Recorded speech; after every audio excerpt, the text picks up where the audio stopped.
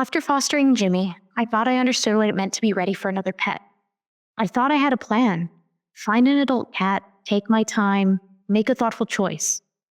But all that changed the moment a tiny gray tabby walked up to me and the cattery at the Animal Defense League, who made it very clear that she had already made her choice.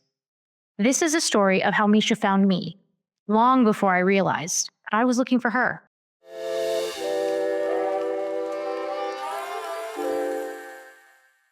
In the last episode, Damien and I talked about fostering Jimmy and how caring for him helped me heal in ways I didn't realize I needed. After he was adopted, there was this quiet shift in me.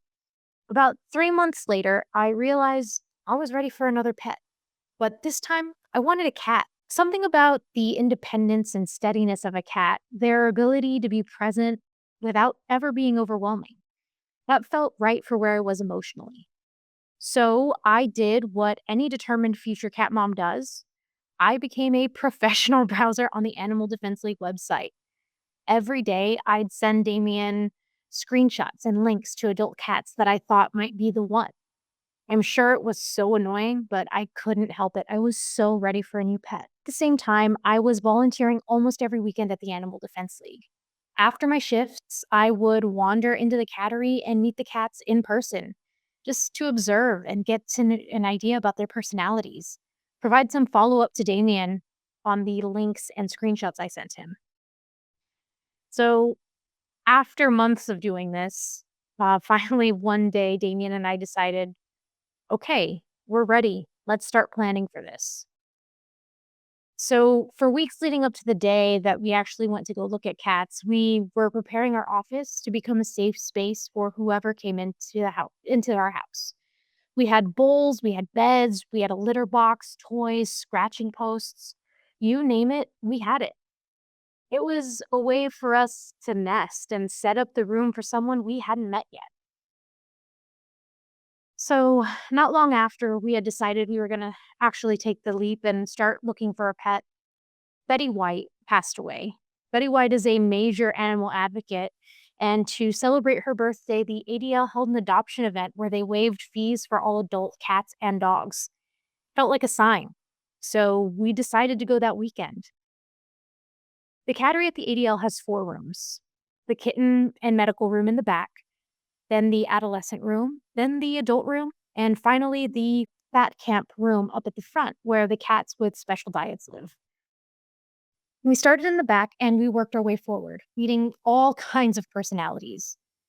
But it was fat camp that changed everything. There were about 8 cats in that room. I don't remember all of them, but a few of them stand out. A large orange cat sleeping in the rafters like he owned the place, a rambunctious black cat playing with a family, a senior tortie who obviously was not having a good day. She was very grumpy, and this little gray tabby. Half of her body was shaved. She had her shoulders jutting out of her back, kind of gave you pause. She looked fragile and fierce at the same time. She had definitely lived a life. As we were walking around the room, trying to get a feel for the cats, this tiny tabby walked right up to me and started meowing. So I started talking to her, and within a few seconds, she was doing figure eights around my legs and purring like we had known each other forever. I tried to walk away and meet other cats. Damien was busy petting the orange cat in the rafters because it reminded him of Garfield. Every move I made was accompanied by that little gray tabby. Eventually, we had decided we had narrowed it down to 2 cats, the tabby and the orange cat. So we left Fat Camp and went back to the adult room to talk. Damien had definitely noticed the tabby following me around, and I had noticed most of his attention on the orange cat. So we decided to go back in and switch roles. I would interact with the orange cat, and he would interact with the tabby, just to see. The second we walked back in, that tabby ran straight to me. I never even had a chance to pet the orange cat. And at that moment, we both knew she wasn't just a cat that we liked. She was our cat. She had chosen me. So we found a staff member to ask questions about her. So when we learned her name was Misha, she had been found pregnant by Animal Care Services and transferred to the ADL where she had her kittens. 6 kittens. And if you looked at her and saw her, you would be like, where? Because she was so tiny. She had just returned from foster care and a spay surgery, which is why she was shaved. So we asked about her shoulders. They told us they weren't sure what caused them to be that way. Maybe she was born with it, maybe it was an old injury, but she didn't appear to be in any pain and it did not impact her mobility. That was all we needed to hear. We filled out the application for adoption, and just like that, we were taking her home. We brought Misha home that same day in the carrier that I had bought a month earlier that was just waiting for a cat to fill it. Our plan was simple. We wanted to give her the office for the first day, let her explore that space for about an hour or so before we went in to check on her and try to acquaint ourselves. I wanted her to know immediately that she was in a safe space because for any animal coming home, it can be terrifying and overwhelming. So we set everything up. We gave her food and water in her bowls. She had clean litter in her box. We made sure her blanket and bed were in a place where she could find them. And we opened the carrier and walked out of the room. The hour waiting to go back in there felt like an eternity to me. I just wanted to be in there bonding with her and reassuring her, letting her know that she was home. But Damien, who is much more patient and calm than I am, just kept reminding me that we needed to give her time to build trust, and rushing in there was not going to help her feel more secure. So, begrudgingly, I waited.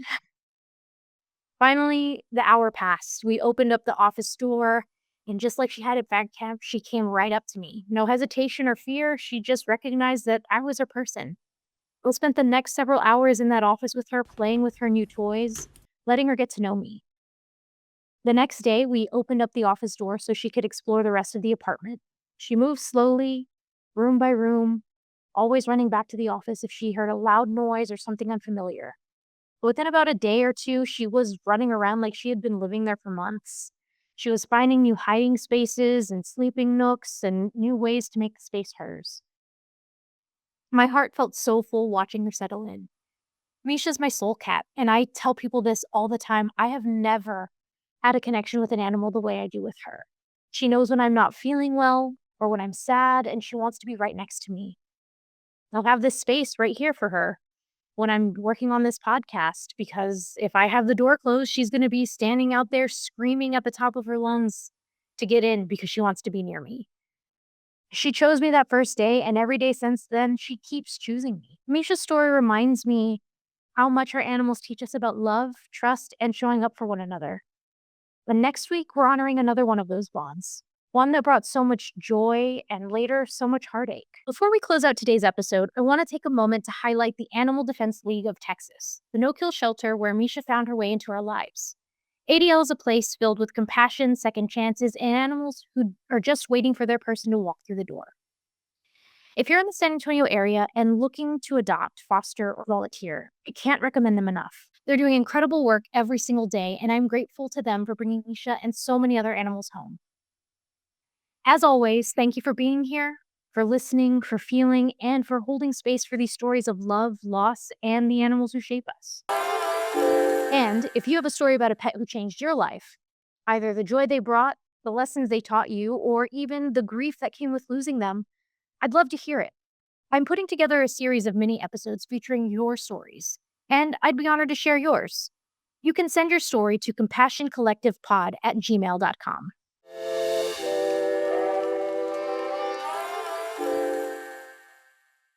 Next week on the Compassion Collective, we're shifting the spotlight to someone very special, Gino. My sister Megan will be joining me to share the story of how Gino came into her life, the joy and the chaos he brought with him, and the deep love that shaped their bond. We'll also talk about the grief that comes with losing a pet who feels like family, and the way we carry their memory forward. It's a conversation about love, loss, and the lasting imprint our animals leave on us. I hope you'll join us for episode 3.